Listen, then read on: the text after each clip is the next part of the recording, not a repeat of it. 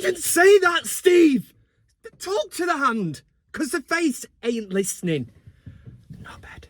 How we doing, everybody? Kev Ashford back in the van for a van cam on match day here on the biggest Man United fan channel in the land. This is the United Stand. How we doing? Man United travel to Southampton. It's the 12:30 kickoff. How we feeling? Are we nervous? Are we excited? I actually believe that Manchester United will bounce back again. I know what I'm setting myself up for. There'll be people in here in a few hours' time if United haven't won or we've been absolutely embarrassed saying this aged well and that. But my belief is that the defeat to Liverpool, it was the manner of the defeat. You know, we didn't lay a glove on them. We didn't kind of look interested, not up for the fight. And as a fan, I cannot deal with that. I cannot accept it. I cannot process it in my head. Let me know in the comment section exactly. I mean, the main talking point, let's get into this, is obviously Erik Ten Hag has been speaking to the press in his press conference. And one of the main kind of parts of this team is the midfield, which I think we know at this moment in time with Casemiro playing, and no disrespect to Casemiro, but if anyone, it's still fresh in the memory. I mean, he's been brought off at half-time against the Scousers because he was very, very poor. You know, only he can look in isolation at that performance. We watched that, and it is sad to see, but this is why Man United have invested heavily in Ugarte. And the big question has been, is he going to be ready to play today? And the main one would be, you know, is Erik Ten Hag going to go with Ugarte over Casemiro? And during the international break, before that even, Erik Ten Hag was telling us that Ugarte would not be ready. Don't expect miracles. He was throwing out the name Harry Potter. And I'm like, yeah, all right. So why would we bought him?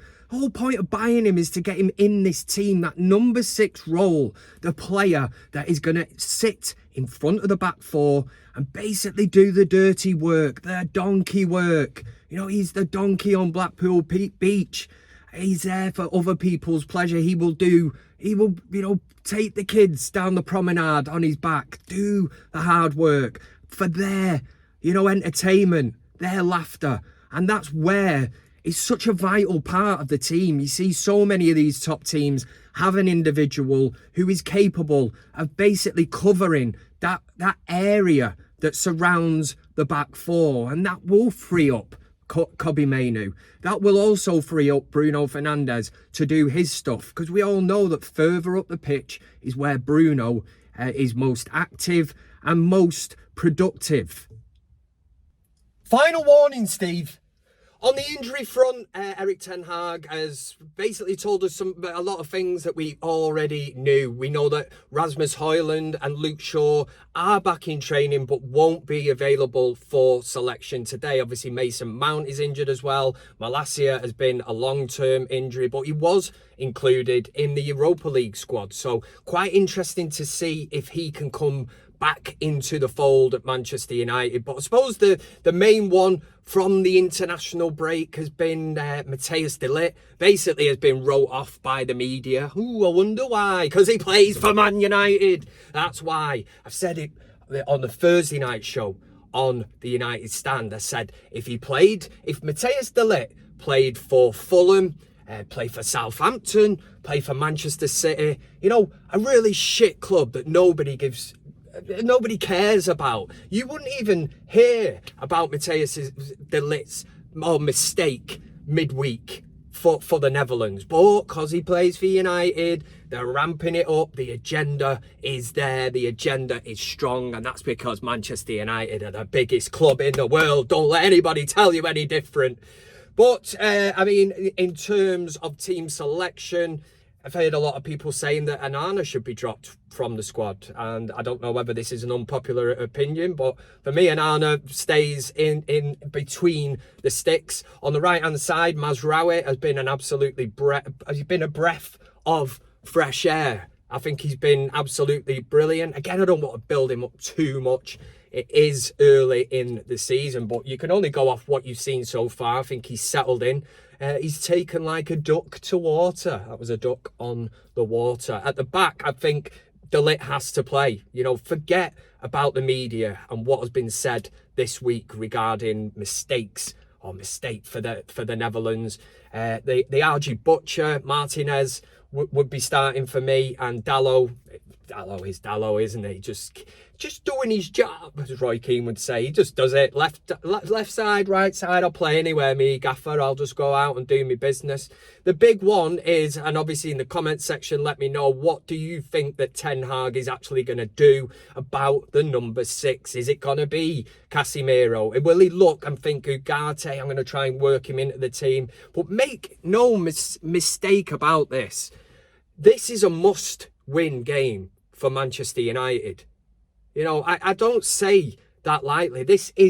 We are the fourth game into the Premier League season, and this is a must-win game. It really is. If Manchester United were to lose this, the pressure is already on Erik Ten Hag. You know, it will always be there if United are getting negative results, which the last couple, you know, bad results. But Southampton, new to the Premier League, they'll try playing out from the back because that's what they're trying to do. But in theory, they do look a bit like what Burnley were trying to do last season. They don't have the players to actually do that. So from Erik Ten Hag's perspective, you know, I am no football genius or football manager or coach or whatever. You have to be setting traps. Southampton, if they're not good enough to play out the back from the back, but they're going to continue to try and do that. Man United, the press has to be there. You set traps and you wait. And when you win that ball high up the pitch, this is where I think United can be absolutely devastating today. And especially Ahmad has to be in the team. I think Ahmad has been treated very, very unfairly, considering he was player of the month, scored a great goal against Brighton, and then to be left out against Liverpool to accommodate certain other players. Let's shoehorn them in because he's got a big name or whatever. Yeah, Rashford wouldn't start for me. He would not start today. Will he start? Of course he will. You know, we've had 2 years. We're into the third season under Erik Ten Hag, and one thing seems to be is that Marcus Rashford is immune from being taken out of the firing line. He doesn't seem, you know, if you take him out, at least it gives him a bit of a rocket up his arse, you know, a bit of a kick up his arse to say, you don't just get in this team because of your name. You get in this team if you work hard. And I've not seen that from him. I have not seen that from him. So Ahmad would definitely start for me as well. Obviously, there's an issue with Højlund. We haven't got that out-and-out striker, which has caused us problems this season. So would you start Ugarte over Casemiro? I think it might be a landslide in favour of Ugarte on this one. We want to see what he's about. We spent good money on him.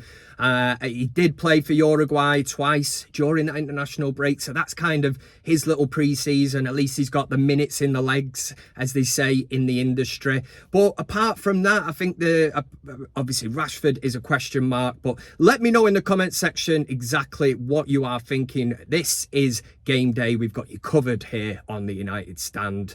And yeah, I think that is pretty much it. Oh, and don't forget to finger that like button. Yeah, somebody the other week was like, stop with that childish fingering like buttons and that, but it applies if you say smash the like button. You know, I've seen certain films where they say they're gonna yeah, that sound, we'll leave it there anyway. That is the road trip, the van cam done. All that's left for me to say is enjoy the match. Hopefully United get the 3 points. Personally, I am going with a 3-0 victory for United. I know it doesn't make much sense, but I just think that if United, especially on current form, we've got to set them traps. We've got to win the ball high up the pitch. And if we've got the likes of Garnacho and Ahmad, I think we've got the pace and the power to kind of hurt them and destroy them. And so we should be. You know, no disrespect to Southampton, but these are games that United should be winning. You know, you could say in theory the season starts now. We need to go out there and get the 3 points. It's about confidence, and then we build from there. I'm going now. See you later. Enjoy the game. And for Manchester United against Southampton, it's United! Oh, yeah!